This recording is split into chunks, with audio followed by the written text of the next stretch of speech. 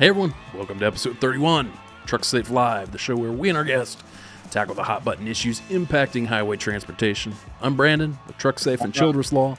This is Rob. Rob, what's up? Not a whole lot. How's it going? It's going all right. Rob's co-hosting with me today. How about that? We're going to see how that goes. You've worked your way up from guest to co-host.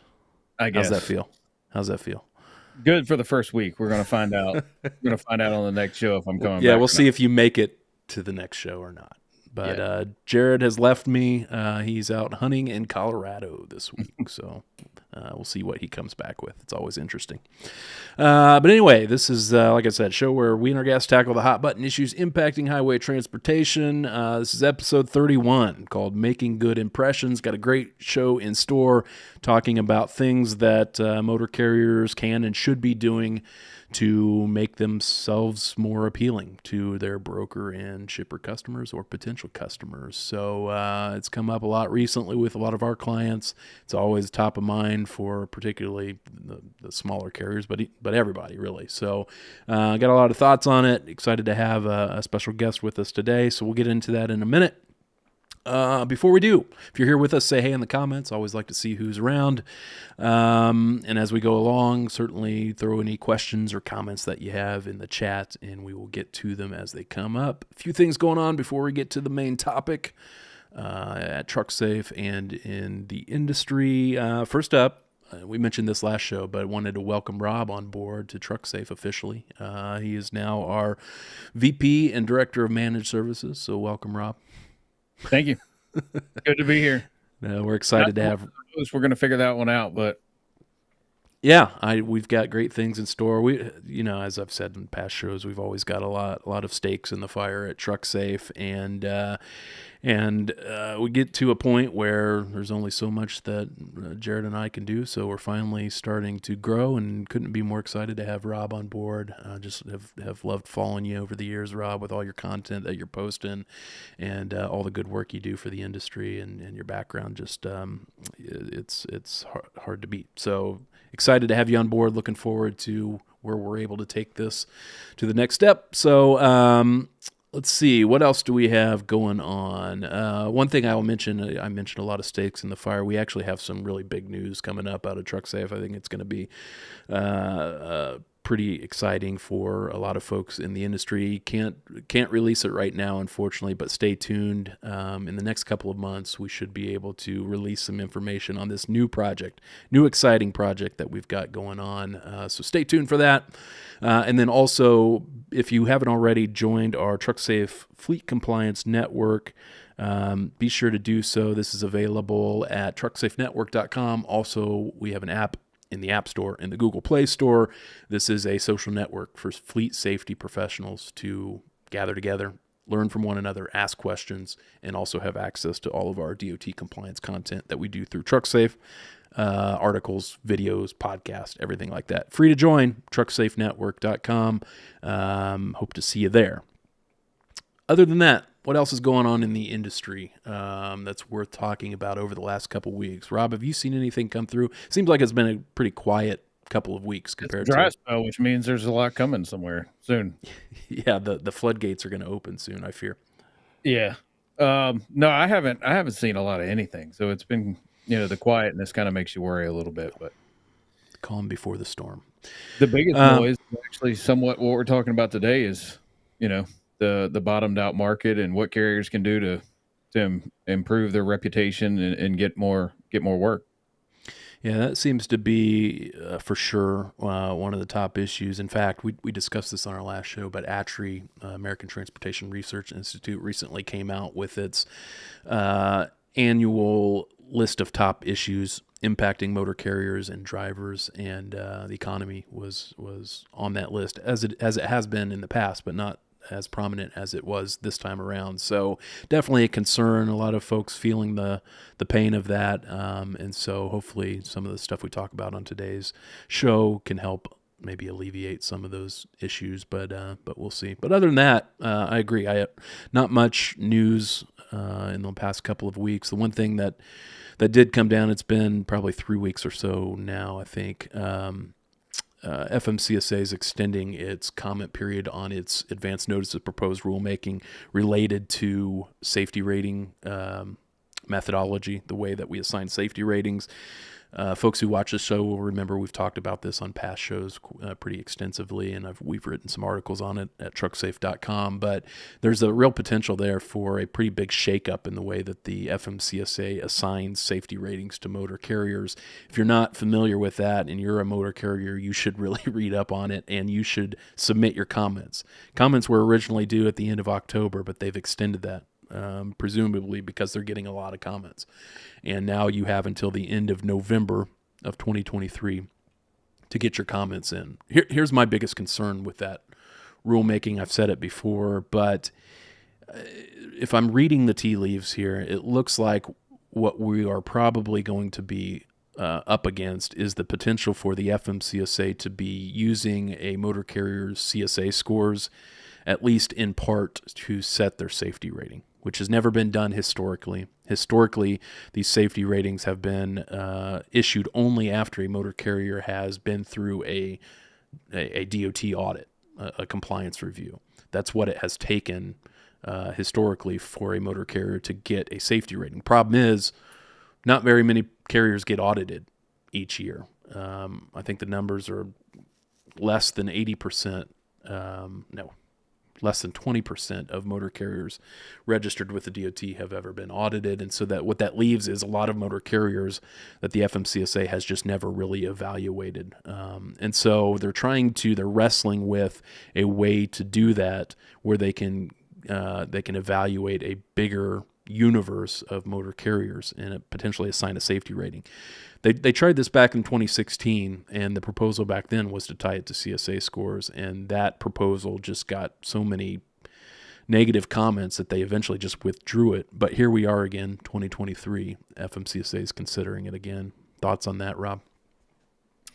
I'm not in love with it. It's kind of, I guess it kind of goes to what I was reading a story maybe a week ago where they were talking about I think it was Dooner, and he was talking about somebody tying your safety scores to, or your insurance, I think it was, to your telematics stuff, your telematics data. So it was like, how accurate is that data, and is it good information? And sometimes that information can be skewed too. So, I've just never been a fan of that idea. So.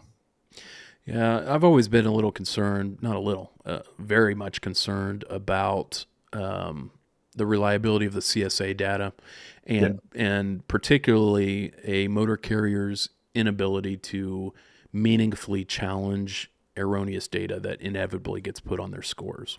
They get stopped for a roadside inspection. Officer writes up a violation. It's just an incorrect violation. Officer misinterpreted the law or something like that. Happens every single day to lots of motor carriers. And right now, the avenue that the motor carrier has available to them to contest that is the data queues system. But those data queues appeals get reviewed and adjudicated by the same agency that issued the violation to begin with. So there's just no due process available to the carriers. That's always been my biggest hesitation to move to a system where we're tying a carrier's safety rating, its lifeblood, to CSA scores, is that lack of due process. Now, to FMCSA's credit, after they announced this ANPRM, this advanced notice of proposed rulemaking pertaining to safety ratings, they came out with another notice suggesting that they are thinking about updating the data queues process and setting up some kind of an independent review board that would essentially be more due process available to the carriers. So if that goes through, and I have no reason to believe it won't go through, I bet it gets quite a bit of support from industry folks, then maybe I have a little less heartburn with starting to come up with a different way of handling safety ratings. But until we get to that point, I just think it's a bad idea. So point is, notice comment period is extended until the end of November. If you, as a motor carrier or a driver, whoever, has anything to say about that, make sure you go in and file your comments. This is your opportunity to kind of shape the way that regulation ends up. Okay, that's going to wrap things up in terms of what's going on in the industry. Before we segue into today's topic, I wanted to say a quick thanks to the sponsor of today's show, which is Carrier Source. Carrier Source is a carrier review website made for trucking companies to build a fair reputation online while providing brokers and shippers another layer to their vetting process with peer reviews of carriers. Every active carrier has a free profile they can claim and update to get found by the 250,000 plus brokers and shippers using Carrier Source to find their next carrier. Be sure to check them out online at carriersource.io. Thanks to Carrier Source for sponsoring today's show. And in fact, we're looking forward to talking with Clara from Carrier Source here a bit later in this episode. But to kind of set the stage for today's topic, again, it's titled Making Good Impressions. The idea is to discuss an issue that seems to be causing a lot of problems for a lot of fleets across the country. I would say probably every week I get at least 3 or 4 calls or emails, typically from smaller carriers, asking for help improving their various safety metrics and telling us that they've essentially been blacklisted by brokers or shippers for one reason or another. And so the question is, how do they do that? How do they go about improving their reputation with their customers? Or better yet, how can carriers keep themselves out of that situation to begin with by building up a good image? And so that's the topic of today's show. I'm glad to have Rob with me today as a co-host because, Rob, I know you've seen this kind of from both sides of the equation. You've been both on the broker side. You've also owned your own motor carrier. So I guess I'll start with a question to you, which is, what do you think what would you say makes a particular carrier attractive to a broker or shipper? What are the things that brokers and shippers are looking for in a good carrier partner? From the broker side, one of the first things that we had to do was, when I first started brokering, that was what was really beat into me by the company that I worked for at the time before I got my own broker authority. And then I carried that into mine too. So, their struggle was constantly to make sure that you're an intermediary for this freight. So whoever you ultimately assign it to can have a negative effect on you as a broker. I mean, you had to work, you had to do those cold calls, you had to get that shipper to actually allow you to broker their freight. And that's not always the easiest thing in the world to do. I hated the cold call thing. And shippers get finicky and they get set with their own brokers and comfortable. But one of the first things that they look at is safety scores. They go right into SMS and they look at what is your rating first, and do you even have an authority second. So there's a lot of different things to look at to make sure that if they're going to give you that freight as a carrier, that you're going to make sure that it gets there for their customer, beginning to end, safe in one piece and on time. And most brokers and most shippers they don't want to see the conditionals, and obviously definitely not unsatisfactory because you're not going to be running anyway. But really they're looking for satisfactory or unrated, or you're just not generally going to get the work unless it's just a garbage broker that'll give it to anybody. So it starts there, and then from there, you can go through and start looking at different sites for reputation, which kind of gets into where Carrier Source brings it into perspective for everybody. So ultimately it's a safety thing, but then it's a time management thing. Are they going to get it there on time? So it's all kinds of different things that brokers look at. Yeah, on that safety side of thing, I think it's important to point out, the reason why shippers and brokers care so much about the safety aspect of this thing is that they have real skin in the game. I've said this on other shows before, but if they pick a carrier who's an unsafe carrier to haul the freight either on their behalf or behalf of their customers, and then the driver for that carrier goes and kills somebody or seriously injures someone, more and more, this wasn't all that common, maybe, 10, 20 years ago, but it is becoming increasingly common for the plaintiffs in those cases to sue not only the motor carrier, but also going on up the chain to the broker and to the shippers looking for the deep pockets. Because oftentimes, that motor carrier, it may be a small carrier, they're carrying the minimum amount of commercial auto liability insurance that they're required to carry, which is $750,000. $750,000, that has been the limit since the 80s. $750,000 does not go that far in 2023. And so a seriously injured plaintiff or a deceased plaintiff, the amount of damages they're looking at for those particular cases is going to far exceed $750,000, the limit of that policy. And so the question is, where do they go after that? Well, if it's a small carrier, they probably don't have anything else other than that insurance. And so you're not going to get your relief there. So now we have to start looking up the chain. And this is where you start to see broker and shipper liability and becoming more prominent in the last decade or so.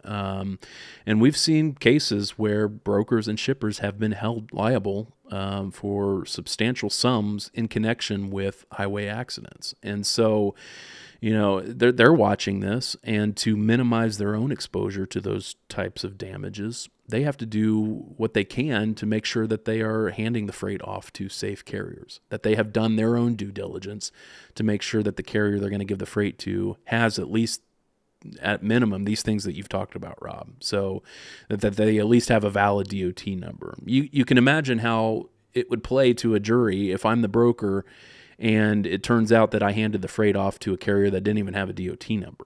I mean, that's going to be, lights out for you, essentially. I mean, you are expected to use reasonable care, is the point, when you are a broker or a shipper in selecting the motor carriers that you're going to tender freight to. And that involves some basic checks, making sure they got a valid DOT number, making sure they got the right operating authority, making sure they got the right insurance. And then safety rating is another common one. Like you said, a lot of brokers and shippers don't want to do business with a carrier that has anything other than a satisfactory rating or no rating at all.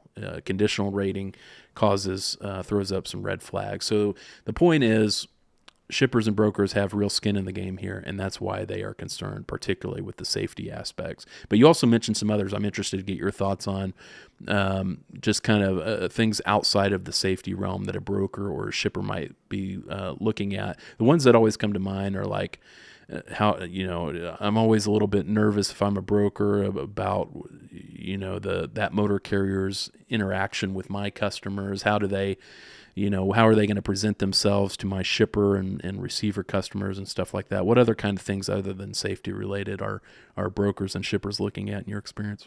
Well, price is a big one, but outside of that, going a little bit back to that, it's due diligence. But just like you would do your due diligence when you're hiring a driver, there's due diligence when you're hiring a carrier. So it's not all about the paperwork and the safety rating. A lot of it goes to, in some ways it's hard to do this because you're not, especially with over the road fleets, you're not seeing these everywhere, especially if it's a small fleet. But you look at companies out there like Old Dominion, their entire premise of it's our brand is good, our reputation is good, our drivers look clean. Walmart's the same way. You look at a Walmart driver and they drive for Walmart. Their equipment is clean, their equipment is maintained, their out of service rate is good. So you really want to look at the whole picture from a due diligence standpoint. Like I said, from just like you would hire a driver, you're not just looking at what's on the application, you're looking at everything, in between. And then there's the insurance side of things. So if you've got high value commodities, you don't want to give it to somebody who's just got the bare minimum $750,000 in coverage. So it's a lot more to it than simply just looking at the safety piece and going from there. One of the things that we did not have when I was a broker was carrier source.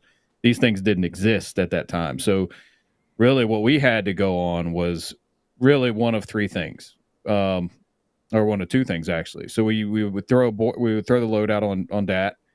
We would get, depends on the lane. I mean, if it was like a California to Norfolk, you'd get 1,000 phone calls. It looked like Boiler Room, the movie Boiler Room, but it was just call after call after call, and then you were constantly trying to screen people and get the best rate.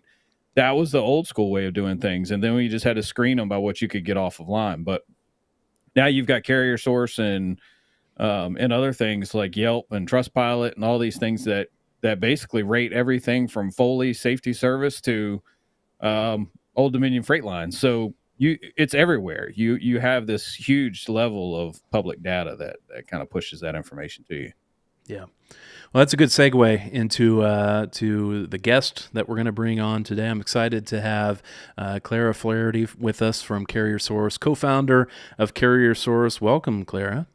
Hey, thank you. Glad to be here.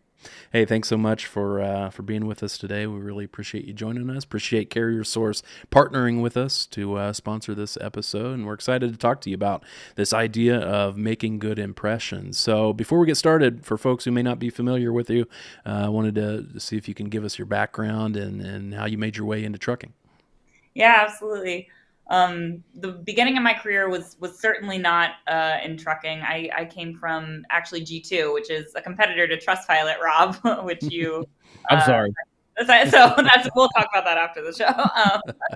But I spent the first 6 years of my career at G2 and really eating, sleeping, breathing user reviews, and that's really where my background is and where a lot of my passion is.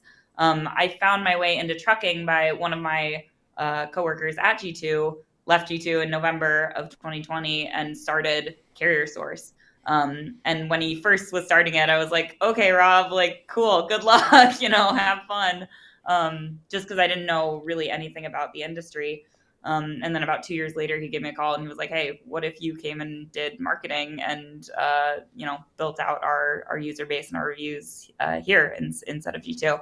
And I thought about it a lot, and he was a startup, and it was obviously leaving a career that I've loved and I've had for a long time, coming to a new space, but it was exciting. So I joined, and I've been here now a year and a half, helping really build out what this site is and figuring out more and more how we can help the carriers.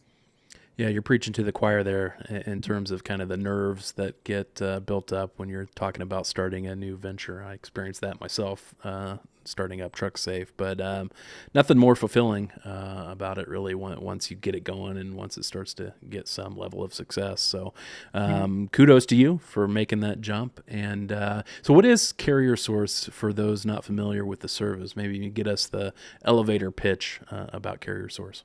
Yeah. So the easiest way to explain it, and I think the thing that clicks the most for people is the Yelp for trucking companies. So we have a profile for every single carrier out there, and you can come in and we pull in FMCSA safety and insurance information, and then we pair that alongside with information that the company itself wants to provide. So equipment type, shipment type, lanes they run, states of operation, updated contact info if what they registered with the FMCSA isn't anymore the best person to be that main point of contact. And then we also pull in reviews from verified brokers and shippers. So for somebody to write a review on our site, to review a carrier, they need to sign up. They need to be able to prove they are who they say they are, and they also need to be able to prove that they've worked with that carrier. So we offer that extra level of verification that a Google review doesn't necessarily provide. What's that verification process look like? So a lot of my time at G2 was spent figuring out exactly how we can spot scammers and how we can properly moderate so that we make sure that only good reviews are coming through. I can't tell you everything because then that is a guideline. I don't want any trade secrets here. Well, it's a guideline for how scammers then can figure out the system. But we do our due diligence by looking up social media profiles. Do they have a business email? We ask them for a screenshot when they write a review. So redacted rate con, emails with them and the carrier, some kind of level of proof that they actually did work with that carrier. We also have a human read every single review before it goes up. We're not using any, machines. And that's something that we're really passionate about. It's just no, we want to have a real set of eyes on every single review because reviews are important and they do make or break a business. And we believe that.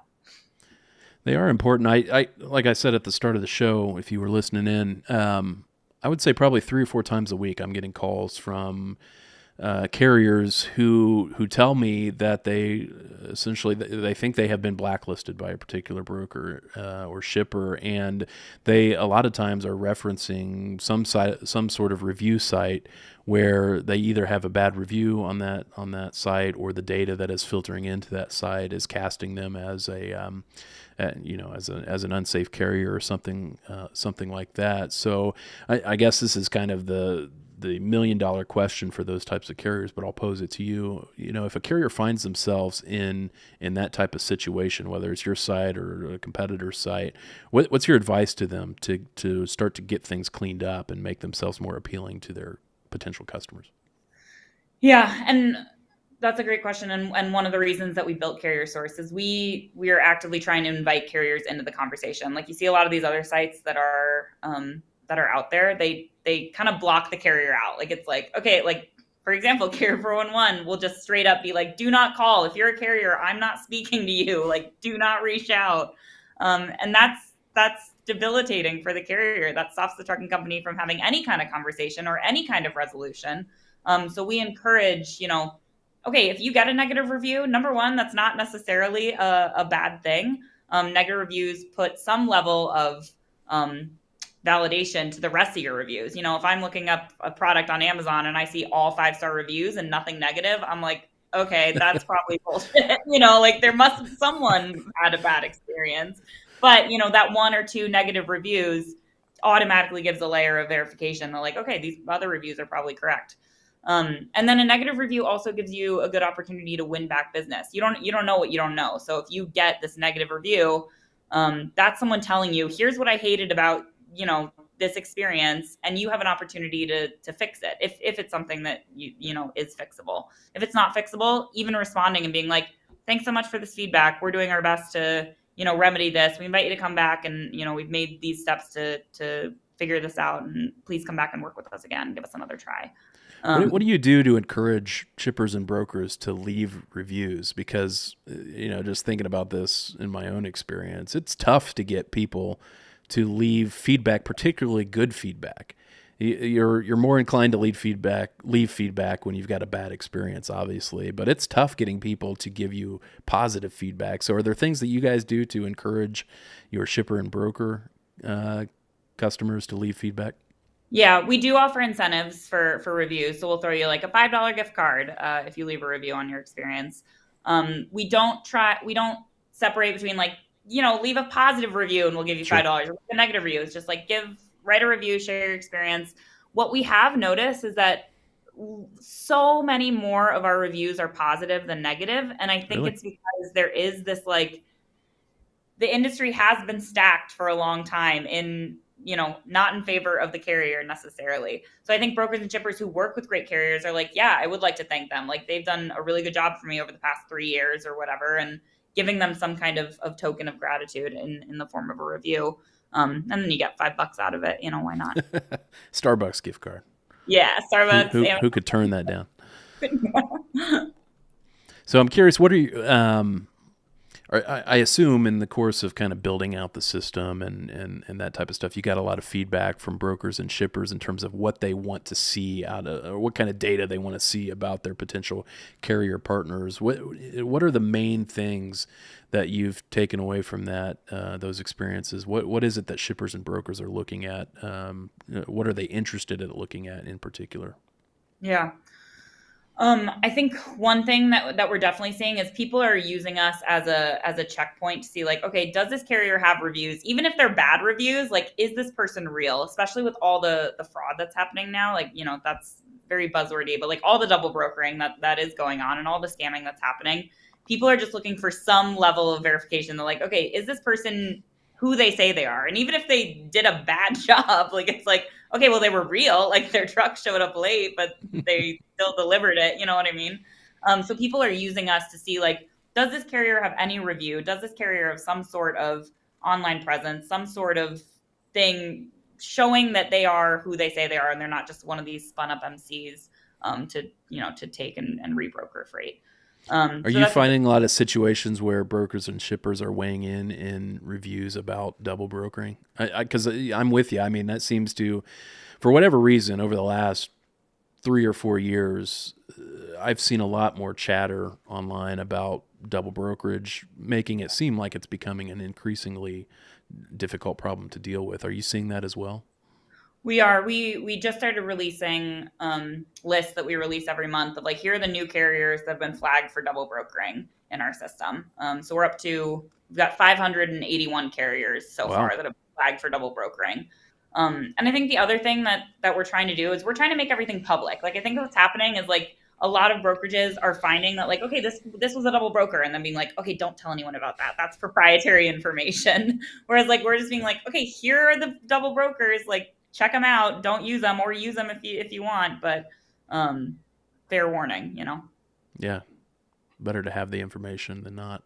Rob, I feel like I'm dominating this conversation. Do you have any questions? No, the only thing I was going to say earlier is, when we were talking about kind of the voice of customer thing, I think that drives a lot. And whether it's good or bad, that voice kind of validates that the carrier is real. And, the fraud is a big thing. And that was some of my questions that I had outlined was in the fraud side of things, because, we've seen, especially recently with cargo freight, where carrier basically criminals have been posing as carriers and going and picking up loads, and then that's how they're stealing some loads. So there's that piece of it. But back to the voice of the customer side, it's I think your site ultimately gives carriers an effective showcase, or an effective way to showcase their strengths and their capabilities, to potential shippers and brokers through those reviews and that voice of customer, even if it's just to say that they're a real carrier.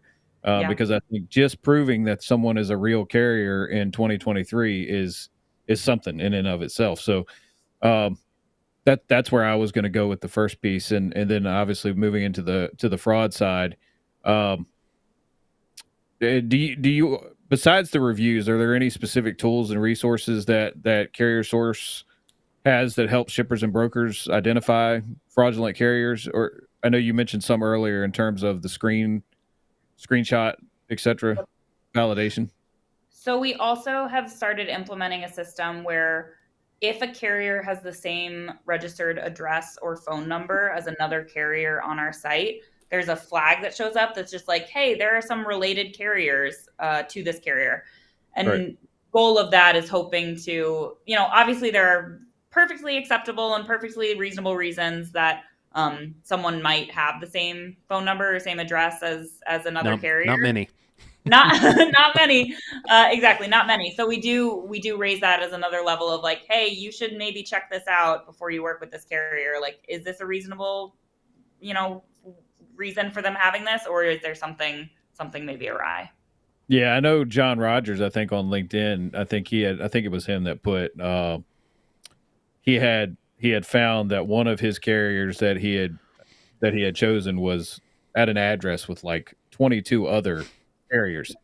So he kind of got skeptical at that point, and then realized, it was a double broker deal. But anyway, so yeah, and I know there's like somebody has been spinning up using the same email of WTF FMCSA at AOL.com. There's like 300 carriers in our site that have been spun up with that email address, and it's people trying to alert the FMCSA that maybe something is up if they are having this easy of a time.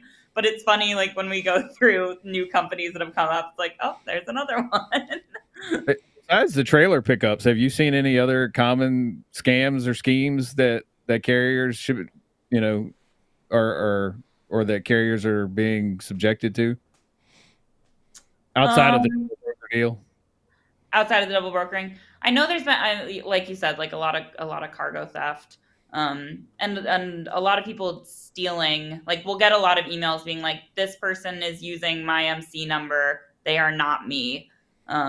Which that one's just a bummer too, because then that blacklists that MC number, even though it's potentially good people behind it, which is again why the reviews are important, because it's like, okay, here's what happened.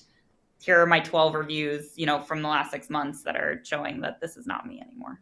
Yeah, Brandon actually has a customer who called me and said, hey, Rob, I had a customer call me, and there's someone using my DOT number with someone else's email and someone else's phone number. What can I do? And I'm like, I don't know. Let me look into it. But it's happened more than once. Yeah. Yeah, we see it pretty often where sometimes it's really egregious like that, but other times it's, maybe a former owner operator that had been leased onto a carrier gets terminated from that particular carrier and then doesn't take off the placards, the markings on the side of the truck, and they keep operating, and then they get stopped for an inspection, and those violations end up on that carrier's safety scores, even though that driver's not operating for them anymore. And so the question is, what can you do in there? What can you do other than file a data queue and tell them that, hey, this carrier wasn't or this driver wasn't supposed to be operating under our DOT number anymore? But how do you get them to pull off those markings from the side of the truck? I mean, I've tried everything from calling the local police department to get them involved and see if they can get out there to pull those markings off the side of the truck. But it seems to be a pretty significant issue for a lot of carriers, for sure. Have any of the police departments that you've reached out to been helpful in that No, sense? not really.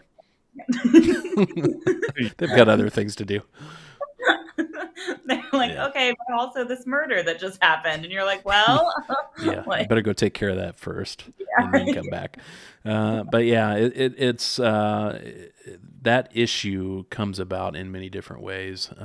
So yeah, I likewise have heard that is a problem for a lot of carriers. One of the things you mentioned this, Claire, that I find interesting about your system as compared to some of the others that I've seen over the years is the ability that you give for carriers to kind of go in and kind of control their own destiny in terms of claiming their account and making themselves helping with their own reputation, rather than some other platforms that just that just leave the reviews and then the carriers have no recourse whatsoever. So I was curious if you can kind of walk us through how if I'm a motor carrier, how I can use Carrier Source to help improve my reputation. Yeah, absolutely. I'm going to try this share screen thing. Let's see if this works. This will be the first time I've tried to let a guest share a screen, but we'll give it a shot. All right. Can you guys see it? Hold on 1 second here. This is not looking good. There it is. Found it. Okay, cool. Awesome. So on our site, if you're a carrier, you can go ahead and search your DOT or MC number. Or your company name if you want. So we'll go to McCall Transport, some free advertising for them. And then if you scroll down just a little bit, if you haven't claimed your profile yet, you can go ahead and claim your profile. And then that'll trigger an email to us that's like, hey, this person is trying to claim. You'll get a verification email to the email that you registered with the FMCSA. And then you can claim it from there. And then once you've claimed it, you're able to come in here and update all this information. And again, this is all free. Like our main goal here was to first create a site that a base online presence for every carrier. So free to come in, claim your profile, and update all this info. So you can update your truck types, shipment types, any specialized services that you run. I'll show you all a carrier that has come in and claimed. That Wiseman Transport was not me. Oh yeah. I looked up in one of your names. But he's come in and put in, this is Harvey, and he's come in and put in, the kind of truck he has, the shipments he runs, and then also his states of operation. So people know exactly what kind of jobs they can book him for, and how they can work with him. And then you can also check out his reviews and, see that, he's got a lot of great reviews. He responded 3 days ago. Which we obviously encourage and love when carriers are doing that. And you can also throw in pictures of your site and of your truck. And he's really proud of how he packs his truck. It's always very neat and clean. So he was like, I want to show pictures of that. And we're like, cool, throw that in there. It's pretty cool. You're almost giving them like their own personalized website. Like if I can imagine for smaller carriers that haven't gone to the length of creating their own website and stuff like that this would be a valuable way for them to send potential customers a link to their page on your site. Do you have a lot of customers or a lot of carriers that use it in that way? We do, yeah. And that was part of the idea, was just like, okay, create a base online presence for everybody, so that there is some kind of somewhere that they can update their information. If they get another truck or if they start running different kinds of shipments, like great, put that in there, have that one place that you can send to people as a resource about who you are and what you do. I also saw a link. Oh, go ahead, Ram.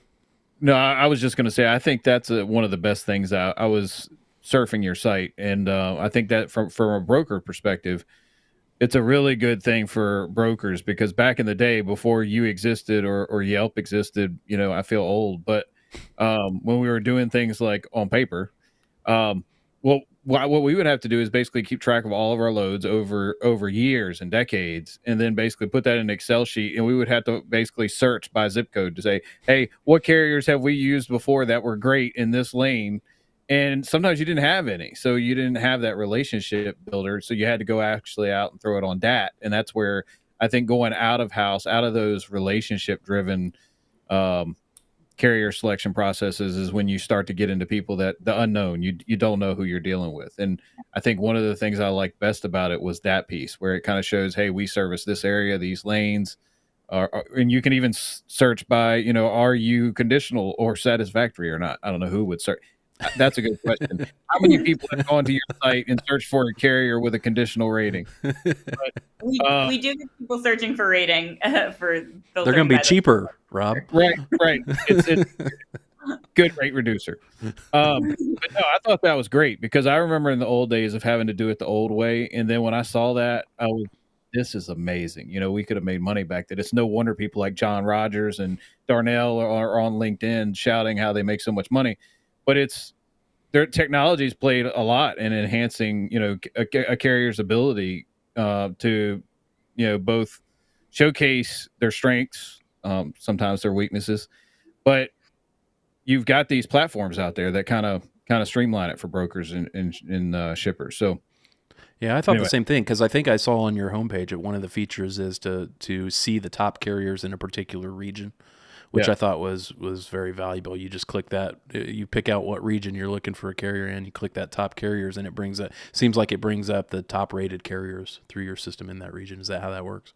Yeah, we default sort by highest rated, and you can search various cities, various states, whatever you're looking for. But Rob, to your point, that was originally why Rob founded this company, as we were talking to, or he was talking to one of his best friends who was a carrier sales rep at a brokerage, and he was like, wow, looks like G2 is raising a lot of money. Like, what do you guys even do? And Rob was explaining it to him, and he was like, okay, if I had that, my life would be so much easier. And that kind of got the wheel spinning for Rob. No, it was a big thing. I don't think people, maybe if they've brokered forever, they realize how bad it was. But the industry has changed so much in the data that's available to you now in just a short period of time. I mean, we're only talking, 10, 15 years ago, where we were kind of in the Stone Age in that space. And now you can basically go on your site and look up anything you want. Where they're running, what their ratings are. And one of the other things I liked about what, the piece that Brandon mentioned with top carriers by region or by market, when I started to select through those on your site, it wasn't just, the big people, Yellow, Old Dominion. It was small carriers. I mean, a lot of them were 8, 10, 20, 30 trucks. So your system isn't like shoving all those guys to the bottom to prioritize the kings of the industry. So I like that about it as well. But I just think it's great that we have so much data available. I mean, really, there's not really a whole lot of excuse that you should be using bad carriers at this point. Yeah. And that is something that we were passionate about when we were, starting this. And as we continue to build it, like, carriers, oh God, I lost my train of thought. We're passionate about it, but I lost my train of thought about it. Making it so that, it's not only about not working with the worst carriers and the double brokers. It's also about like finding the best carriers, whether that be the 8 truck, 10 truck carrier or the behemoth carrier or the mom and pop owner operator, helping those carriers rise to the top where they previously have not been able to. The other thing I thought was cool was that it looked like you had a direct link to the Safer website from the carrier's profile. So I assume you click that, it automatically takes you to their DOT profile on the Safer page. Yep. Yeah, we wanted to, we very much want to be like, we're collectors of the information and we're sharing all the information that we have, and it's open for you, but then it's for you to kind of sift through and be like, okay, if you need more information on the safety and insurance, like go to that, run into that. Yeah. Have there been any carriers who kind of used your site, that going back to the voice of customer thing, you've got the reviews, carriers can go on there and look at their reviews, whether they're positive. Let's just say they have a lot of negative. Have you seen anybody using your platform that actually, blew it out of the water and just really significantly improved that reputation, or in lieu of that, their business opportunities by using your platform, kind of encouraging people or their customers to go to your site and leave better reviews because they're trying to start changing the way they're doing business? Yeah, 100%. And we spent a lot of our first couple years just trying to grow the broker shipper audience, because it's not a worthwhile place for carriers to be if nobody's looking at it except for Right. us. So we spent a lot of time really growing that traffic. So we now have almost 300,000, site visits a month, and we're continuing to grow that. So when people have those reviews and when they turn around their reputation from that negative to positive, we are showing them the brokerages that are viewing them, and we've connected a lot of carriers with new brokerages that wouldn't have heard of them but found them because they went to that top carriers in Louisville, Kentucky, or top carriers in Seattle, Washington, and found this carrier that had risen to the top, and it checked all the other boxes they needed of equipment type, lanes they run, etc. But we are seeing people make those new connections, which is very exciting. Yeah, so it's kind of a resource and support as well for carriers, looking to expand their networks and find new opportunities with reputable shippers. So Yeah. kind of going both ways on that one. Yeah. And for the last, for a while, we've been focusing a lot on brokerages, but we're really starting to dive into shippers now too, as well, and really get branch out and push our site into their systems too. Yeah, that's probably a good thing because, as a carrier, coming from being a broker into a carrier, I didn't use brokers because I just didn't. I'm not here to beat up brokers today, but because I was from that world, I knew how to call and, find the shippers I needed to haul the freight where I wanted to haul it, and then call them up and make the deals myself. I didn't need the broker. Yeah. And I think, adding that piece in there probably would help, carriers in that regard, because it's just, help both sides. It's not just, the carrier, it's the shipper as well. It's like, are you a legitimate carrier and are you a legitimate shipper? So yeah, it's flipping the table, right? Because we talked so much to this point about brokers and shippers using the platform to help them vet their motor carrier partners. But at the same time, if I'm a motor carrier, is there ways I can use the system to vet who I want to do business with as a broker or a shipper? Yeah. As of right now, no. But in the next quarter, we do want to make brokerage profiles and start there, and just allowing carriers to review the brokerages that they work with.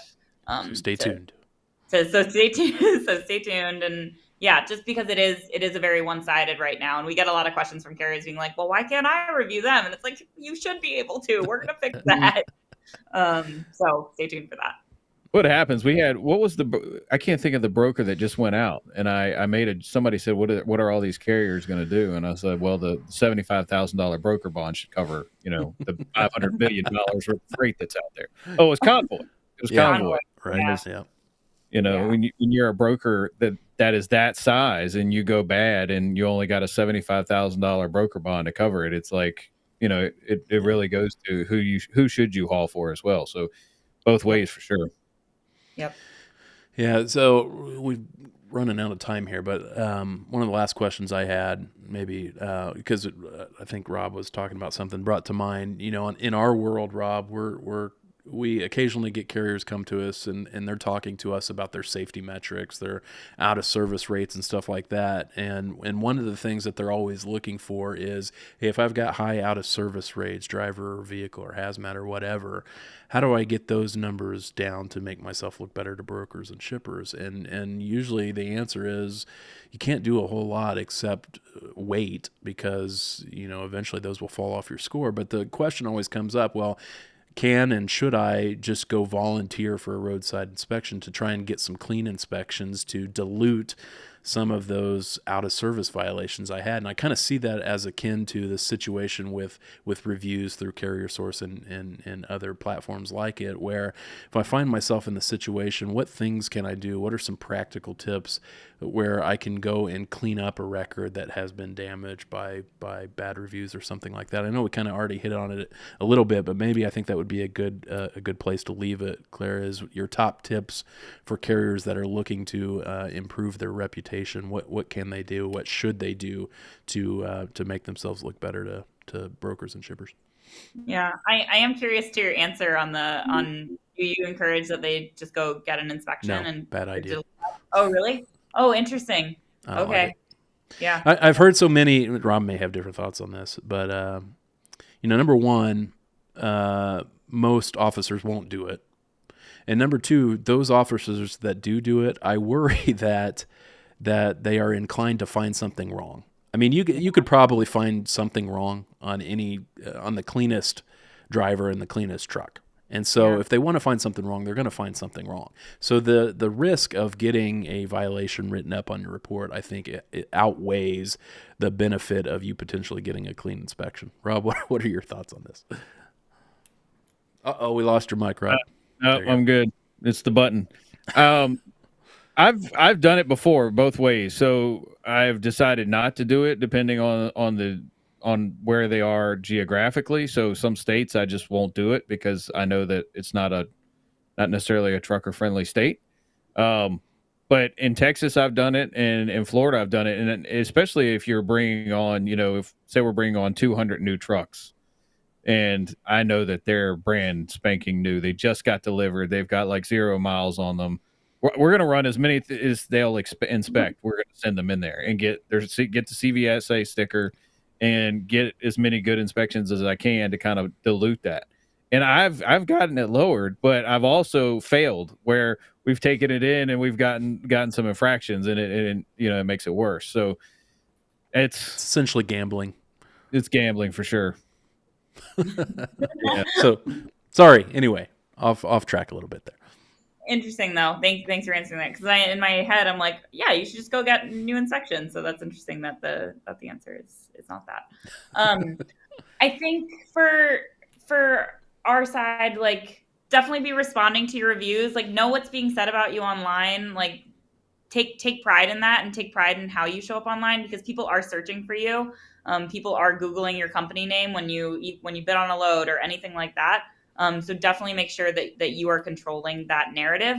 If you have a bad review, respond to it, invite the person back for more, apologize, see if there's any truth to what they're saying, and fix it. And then also ask your current customers that you have for reviews. Get more reviews from the people who are working with you every day. Because that, so don't go get new inspections, but do get more reviews, because the voice of the majority is gonna drown out those one or two bad things. But those one or two bad things will offer that, layer of validity to the whole profile. So definitely clean your profile too. Our friend Brian on LinkedIn, he says, some states are probable cause states. They need a reason for an inspection. They are hesitant to do a voluntary for that reason. That's a good point. Some states, the officers have to have a reason to pull you over and do an inspection, so they couldn't do one voluntarily if they wanted to. So something to keep in mind. But anyway, we are out of time. Claire, that went very, very fast. But anyway, we really appreciate you joining us. Where can folks get in touch with you or learn more about what you guys are doing over at Carrier Source if they have any questions? Yeah, absolutely. People can reach me at Clara, CLARA, at carriersource.io. Or you can just go to our site, carriersource.io, and you reach out to us through there too. We've got a live chat, so definitely hit us up. Make sure to do that. Thanks again, Clara. Appreciate you joining us. We're going to sign off. Thanks, everybody, for tuning in today. Stay tuned for our next show. Not sure when it will be. Probably in the next couple of weeks. Probably it will be the last one before the end of the year. We'll see. But if you have any topic ideas or anything like that, be sure to send them our way. We're always looking for good topics to talk about. You can submit those over at trucksafelive.com. You can also catch our previous episodes there and subscribe to the podcast, stuff like that. Also, be sure to follow us on social media if you're not already. We're pretty active on LinkedIn. Rob's very active on LinkedIn. Make sure you're following him. Subscribe to our newsletter, trucksafe.com/subscribe to get the latest highway transportation news and analysis delivered right to your inbox. Rob, anything else I'm missing? I've got nothing. The only thing I would throw out there is the last piece for brokers for a good impression is you can't do it at the beginning, but you can do it throughout there, is the importance of transparency and communication between carriers, shippers, brokers, that builds a lot of trust and maintains good relationships. So that's probably one of the biggest sure. points I can throw out there for this topic. For sure. All right. Well, as always, Rob, it's great talking with you. Thanks for joining me today. Thanks for co-hosting. Again, thanks everybody for tuning in. We will catch you next time. See ya.